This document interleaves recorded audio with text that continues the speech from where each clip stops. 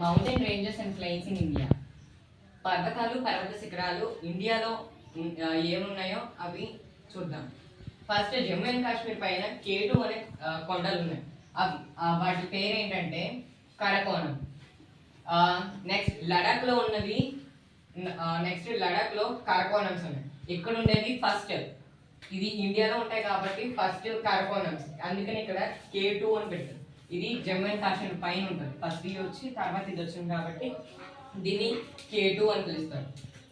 ఇక్కడ ఉండే కొండల పేర్లు కూడా కరకోనం. అలానే ఇక్కడ ఉత్తరాఖండ్ దగ్గర ఉండేది నందగిరి హిల్స్ ఉంటాయి. అలానే ఇక్కడ పంజాబ్ నుంచి ఉత్తరప్రదేశ్ వరకు, హర్యానా నుంచి ఉత్తరప్రదేశ్ వరకు ఉండేవి శివాలిక్ రేంజెస్. అలానే అరుణాచల్ ప్రదేశ్, అస్సాం, అలానే అరుణాచల్ ప్రదేశ్లో ఉండేవి ఉత్తరాఖండ్ హిల్స్. అలానే ఇక్కడ రాజస్థాన్, గుజరాత్ దగ్గరలో ఉండేవి ఆరవల్లి రేంజెస్. అలానే గుజరాత్ దగ్గర ఉన్నవి గుణశేఖర్ హిల్స్.